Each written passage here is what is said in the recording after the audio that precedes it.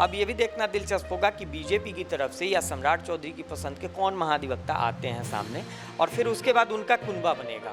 जब वो राज्य की राजनीति से एक संन्यास की दिशा में आगे बढ़े, भले वो राज्यसभा चले गए हैं, लेकिन अब वो सत्ता के पृष्ठ में आपको दिखेंगे। अब ये भी देखना दिलचस्प होगा कि बीजेपी की तरफ से या सम्राट चौधरी की पसंद के कौन महाधिवक्ता आते हैं सामने, और फिर उसके बाद उनका कुनबा बनेगा। नमस्कार, आप देख रहे हैं फर्स्ट लुक बिहार और मैं हूं निशा श्री। और आज मेरे साथ जाने माने पत्रकार अमिताभ भूषण जी हमारे स्टूडियो में उपस्थित हैं और ये हमसे बातचीत करेंगे बिहार के बारे में। और बिहार में जो अभी राज्य के महाधिवक्ता हैं उन्होंने इस्तीफ़ा दे दिया है। क्या होता है ये अधिवक्ता का पद, इनके इस्तीफे से क्या प्रभाव पड़ेगा, और अब जब इन्होंने इस्तीफ़ा दे दिया है तो इसके ऊपर किस तरह की कार्रवाई अब की जाएगी या क्या स्टेप्स लिए जाएंगे, इसके बारे में अमिताभ जी बताएंगे। तो सबसे जी नमस्कार। देखिए, महाधिवक्ता जो हैं, जिस तरीके से राज्य में मुख्यमंत्री एक है, राज्यपाल एक है, उसी तरीके से विधि मामलों के सर्वोच्च शिखर पर बैठे हुए वो व्यक्ति होते हैं, और वो भी एक ही होते हैं, महाधिवक्ता।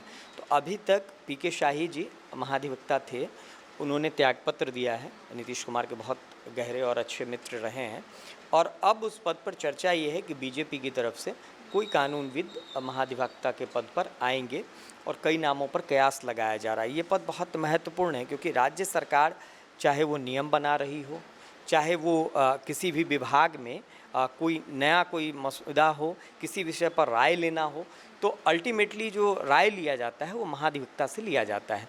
तो महाधिवक्ता एक तरीके से शासन की मदद करते हैं नीति के निर्धारण में, नियमों के निर्धारण में। उसमें किसी तरीके का बदलाव करना है तो उसमें उनकी राय बहुत महत्वपूर्ण होती है। तो विधि के लिहाज से राज्य का सबसे महत्वपूर्ण पद महाधिवक्ता का पद है, और जाहिर तौर पर बीजेपी जब सत्ता का हस्तांतरण हुआ है, बीजेपी के मुख्यमंत्री बने हैं, तो निश्चित तौर पर विधि एक बड़ा क्षेत्र है, और विधि सम्मत राय देने के लिए जाहिर सी बात है कि राज्य के मुख्यमंत्री, राज्य की सत्तासीन पार्टी, बड़ी पार्टी बीजेपी, वो सोच रही होगी कि किसी अपने व्यक्ति को उस स्थान पर बिठाया जाए, तभी ये बात हुई होगी। और पीके शाही जी ने उसके बाद त्यागपत्र दिया है।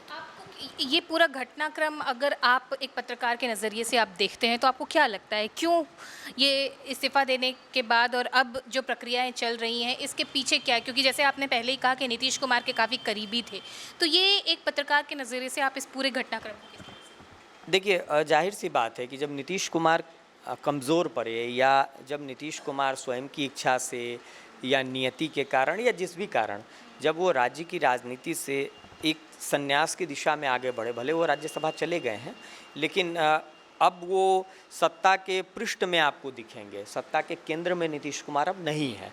तो जाहिर सी बात है कि जो उनके सिस्टम के लोग थे, जो उनके निकट के लोग थे, जिनको उन्होंने की पोजीशन ऑफर किया हुआ था, जैसा मैंने आपसे कहा कि विधि के क्षेत्र में महाधिवक्ता का पद एक महत्वपूर्ण पद है, और राज्य के लिहाज से सर्वाधिक महत्वपूर्ण विधि के लिहाज से ये पद है। तो इस पद पर उस कद के व्यक्ति को ही बिठाने की परंपरा रही है। नीतीश कुमार ने उसी तरीके से पीके शाही को बिठाया था, उनकी विधि की समझ और उस क्षेत्र में उनकी ख्याति अपनी रही है, तो उनको उन्होंने उपयोगिता देख करके बिठाया था, और मित्रता भी उनकी थी। अब चूँकि नीतीश कुमार वहाँ नहीं है, तो ऐसे समय में इन पदों पर राजनीतिक नियुक्ति होती है। तो जाहिर सी बात है कि राजनीति के केंद्र में अब सम्राट चौधरी हैं और बीजेपी है, तो किसी दूसरे व्यक्ति के चयनित व्यक्ति को वो किसी की पोजीशन पर कब तक रखेंगे और क्यों रखेंगे? क्योंकि बहुत सारी ऐसी चीज़ें होती हैं जिसमें सलाह मशवरा महाधिवक्ता के साथ करना होता है, तो कहीं मान लीजिए कोई जानकारी इधर उधर ना हो जाए, दूसरा विश्वास का व्यक्ति होगा तो वो सरकार के हित में, मुख्यमंत्री के हित में सुझाव देगा।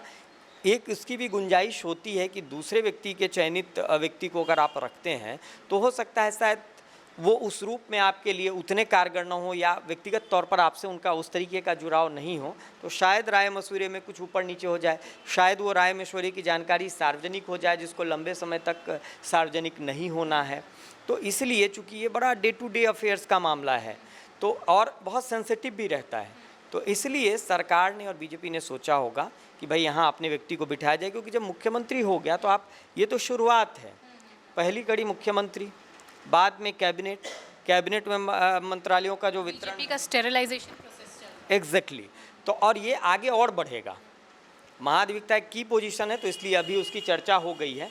अब ये भी देखना दिलचस्प होगा कि बीजेपी की तरफ से या सम्राट चौधरी की पसंद के कौन महाधिवक्ता आते हैं सामने, और फिर उसके बाद उनका कुनबा बनेगा महाधिवक्ता। नामों की चर्चा आपने सुनी है क्या?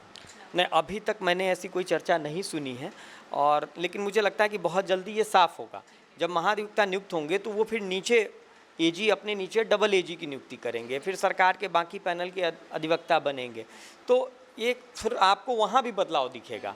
जो लोग लंबे समय से सरकारी अधिवक्ता के तौर पर, डबल एजी के तौर पर, स्टैंडिंग काउंसिल के तौर पर, सॉलिसिटर जनरल के तौर पर, एडिशनल सॉलिसिटर जनरल के तौर पर दिखाई दे रहे थे, उन सब की भूमिका बदल जाएगी और उन सब जगहों पर नए लोग आपको दिखाई देंगे। जी, तो ये तो बात हो गई कि एक तरह से अगर हम इसे कहें थोड़ा सार्कास्टिकली कि ये बीजेपी का स्टेरिलाइजेशन प्रोसेस शुरू हो गया है, और इसी क्रम में जो है ये राज्य के महाधिवक्ता की जो पोजीशन है, उनके इस्तीफे से जुड़ी जो बात है, एक पत्रकार के नज़रिए से हमने आपके सामने में रख। तो इस मुद्दे पे आपका क्या कहना है, कमेंट बॉक्स में ज़रूर लिख करके बताइएगा। फ़िलहाल के लिए हम इस चर्चा को यहीं पर देते हैं विराम।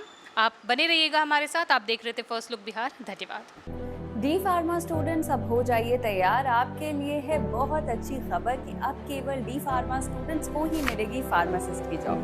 तो ये कोर्स करने के लिए आपके पास है दो choices. DPS group of institutions के किसी भी कॉलेज में एडमिशन लेकर के आप घर बैठे कर सकते हैं ऑफलाइन कोर्स, या फिर आप कर सकते हैं ऑनलाइन क्लासेस। और उससे भी अच्छी बात ये है कि डीपीएस ग्रुप के कॉलेजेस जो कि हैं इन 5 शहरों में, रांची, दुमका, देवघर, मुजफ्फरपुर और सीतामढ़ी, इन 5 शहरों के किसी भी कॉलेज में एडमिशन लेकर आप किसी और शहर में बैठ करके ये कोर्स कर सकते हैं। आपको कॉलेज के नाम और डिटेल्स मिल जाएंगे वीडियो स्क्रीन पर, और बाकी किसी जानकारी के लिए दिए गए नंबर पर कॉल करें। तो मुझे कमेंट सेक्शन में बताना ना भूलें कि आखिर आप किस शहर में एडमिशन ले रहे हैं।